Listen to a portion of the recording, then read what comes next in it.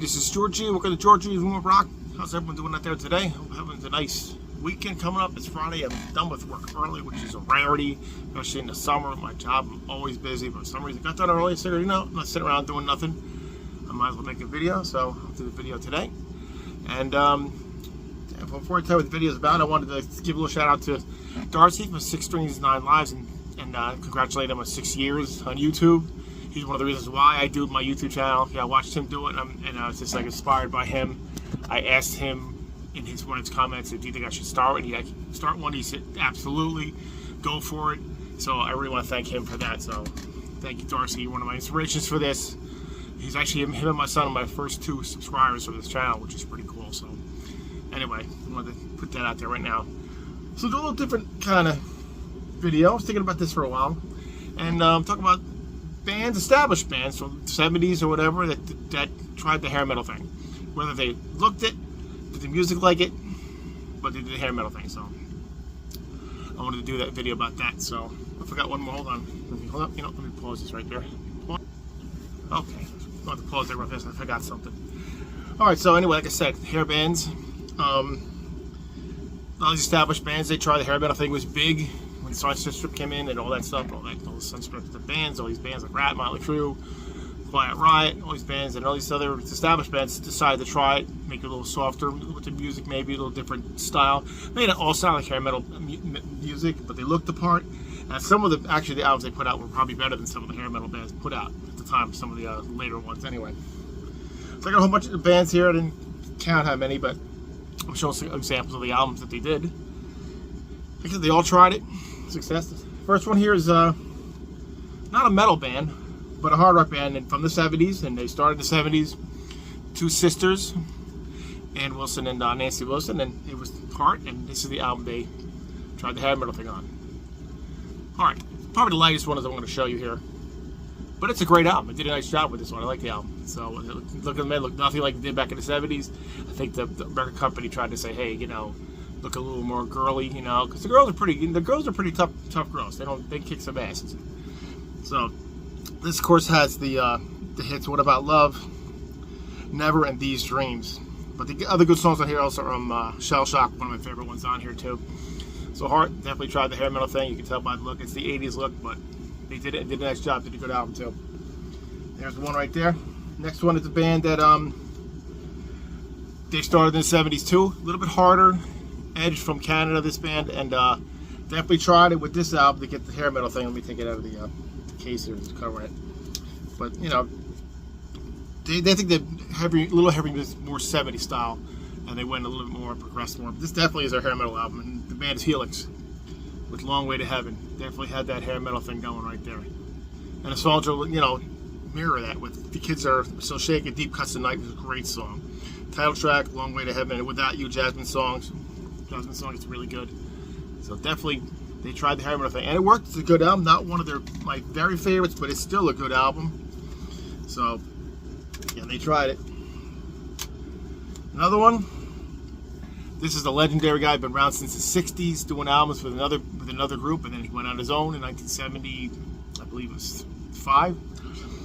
But this one he came in. This is from 1986, the height of hair metal. And this one, not one of my favorite ones, but definitely has a hair metal feel. And it's Ted Nugent, A Little Miss Dangerous.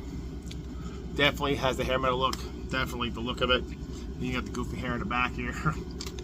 Album, not one of my favorites, but it's got High Heels in Motion. It's just a great song. Little Miss Dangerous is good. Love Crazy Ladies. When Your Body Talks is very 80s, very hair metalish. But Painkiller is a good song too. It's not one of my favorite ones. Still a decent album though. Got some good tracks on it. Definitely a hair metal thing. You tried it.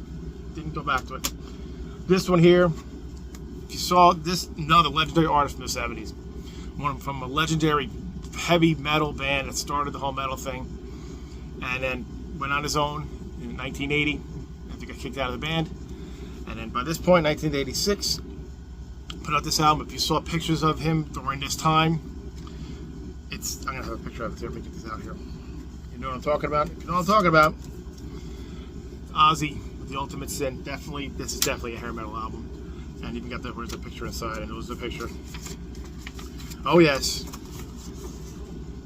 definitely went for the whole hair metal look. With there's Jakey Lee, the late great Randy Castillo, and Phil Soussan on bass. This one, of course, had the hits, the Ultimate Sin, and what do you call it? Shot in the Dark. But this has great tracks on it too, though. Secret Loser, Lightning Strikes I Love, and Killer Giants is a great song. But this is definitely, he looked ridiculous in his time with the hair and the whole sequins look, and all. He looked like B. Arthur. It was ridiculous. But it's a good album, and I like the album. I like the cover's good though, but the whole thing when he toured, that's what he looked like. But definitely went for the hair metal thing. But look, it worked. This album's a good album. People don't like some of it, don't like. I like the album. There you go. Okay, now this one is more of a latter day hair metal album. It's from 1989, but again, it's a hair metal album because of the song. It's not the way he looks. But another legend from the 70s with his own band that the band is gone, but he took the namesake of the band. And Alice Cooper with Trash. With the hit song Poison. Great song, Poison. Again, not one of my favorite albums by Alice, but the song Poison is fantastic. Bed of Nails, Hell is Living Without You, I'm Your Gun. Good songs there. Not one of my favorite Alice albums, but it's this hair metal thing. It's definitely the hair metal album from Alice. So he tried it too. They all did. This one's maybe kind of pushing it with the hair metal thing, but it kind of fits because the album kind of feels like it. Definitely different from their last album before this. Band that started in the 80s a little differently, more like a goth metal, goth rock band. But this is from 1989, The Cult with Sonic Temple. This has got the hit Firewoman and Edie, Ciao Baby. Great songs there. Soul Asylum, great song on here. Automatic Blues, Wake Up Time for Freedom, Medicine Train. Definitely has that whole later 80s kind of hair metal thing, but it definitely works. And it works for them. It worked for them for this album. They definitely had the hair. You'd ask for, he had a great hair there. It wasn't teased up though. You had the teased up look though, but still, great band, great album. Worked for them too. Very hair metalish. This one had to be in the conversation here. Definitely did the whole hair metal look. Album's a little bit heavier than that though, because of the band. 70s band, classic band. Judas Priest Turbo. Definitely had the thing, but the hair thing. You know, look at the picture. Definitely did it. They did it. And you know what? Now that I think the band is, people like this album much more than it came. It came out, it was a shock. But now, people love it. So, most people love Turbo Lovers. It's still a great song. It's got a lot of chug to the very synthesized, but really done well. Locked In is a great song. Private Property I always like. Parental Guidance is goofy, but I don't mind. Out in the Cold is one of the best songs they ever wrote. And I love Wild Nights, Hot and Crazy Days. Reckless is another good one. It's a good album from Judas Priest. I think it's more loved now than it was when it came out, but definitely a hair metal look for them. They definitely tried it too. A little bit more, rammed it down, a little bit heavier hair. Had a little bit of hair look, but this is definitely the hair metal album for Judas Priest. So there you go. This one too, another classic band from the 70s. Tried a little bit this hair, but especially with the music. I'm not sure if it's a picture of this. Is a newer album for me to get. Let's see, it's a picture of the band in here. They really don't have the look of hair metal in this album. No, they don't have the look of it. But anyway, the album Glorious Occult, Club Ninja. Definitely the sound of it is very hair metalish. This one came out in what year does it come out? 1985. But this one has hair metal type songs. Dancing in the Ruins, Make Rock Not War. That's definitely a hair metal title to a song if I ever heard one. Beat 'Em Up is a great song though. And Shadow Warrior, good stuff though. It's definitely very different from Glorious Occult, a little more commercial, more hair metalish in its way, but still not a bad album. I actually don't mind the sound. Actually, it's pretty good in my opinion. Here's another one. These are two from the next three bands. I have two albums from. They kind of did it twice. One a little better than the other, a little different, but this one has to be on there. Former new wave of British heavy metal band is that.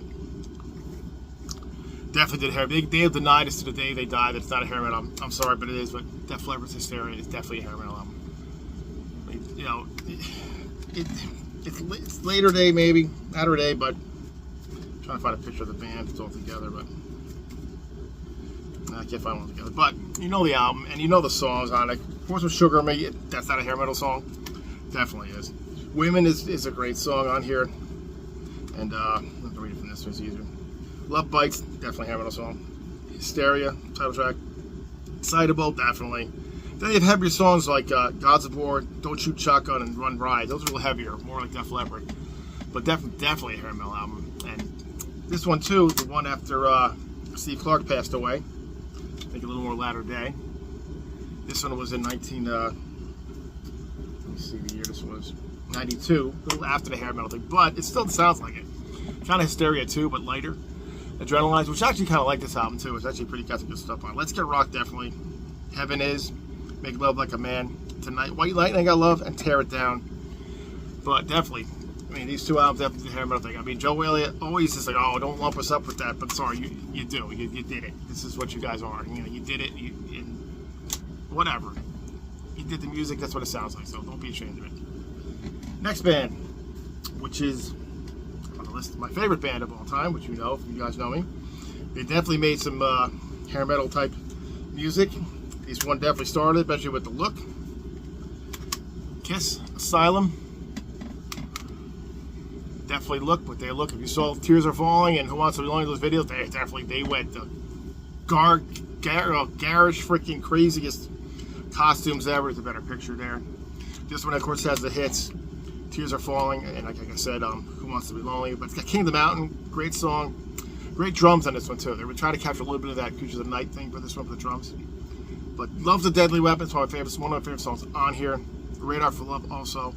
All Night, used to like that better. It's a little goofy now, but still I don't mind it. But yeah, Asylum, definitely did the whole thing with that. And then the next one, Crazy Nights. 87. They definitely did it too. A little latter day, toned it down a little bit, but definitely they got the hair metal thing going with that too, especially within this. And well, this sounds a little more ballsy, a little more like Animalized. This one's definitely more keyboard. But Ron Nevison as the producer. Crazy Nights, definitely hit there, and Reason to Live. Favorite song on here is probably Turn on the Night though. But I think it's all keyboard, very polished production, makes it very latter day hair metal. So Kiss did it. And you know what they were like when they started. This band here, had to put them on here, these two albums here. And this is their famous one. They're more bluesy when they started in the 70s and 80s. 1987's album, Whitesnake. It's a hair metal album, and you know it is. But it's a great hair metal. They did it great. Bad Boy, Still the Night, one of my favorite songs is Still the Night still. Here I Go Again. Children of the Night.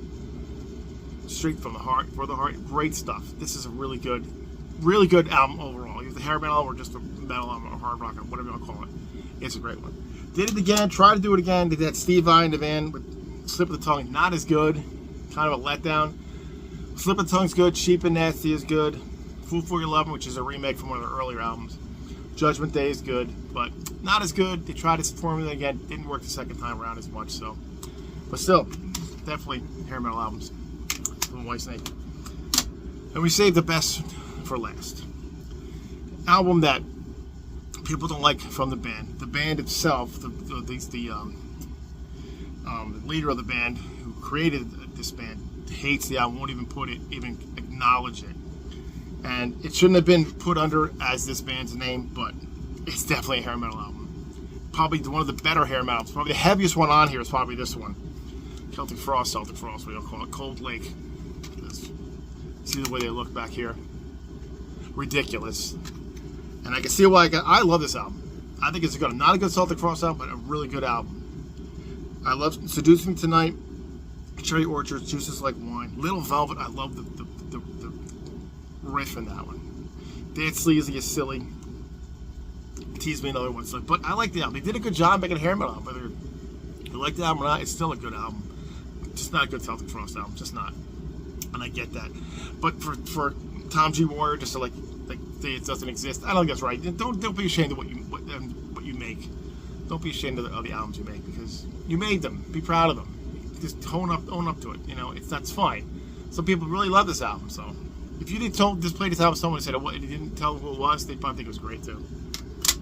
Anyway, that's my little video on bands that tried the hair metal thing. It worked, and for the most part, I think it worked for most of the bands I showed, or the albums I showed here. So some of them didn't work, but most of them did. So anyway, I'm sure I missed some that you might think should have been on a list on my list here too. So tell me in the comments and let me know any albums you think there, or if you liked any of these albums, if you agree with me or don't agree with me. You can disagree too, it's fine.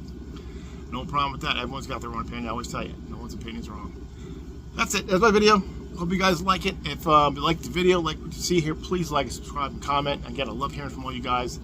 And again, cheers to you, Darcy. And that's it. We'll see you next time. Keep rockin' metal alive.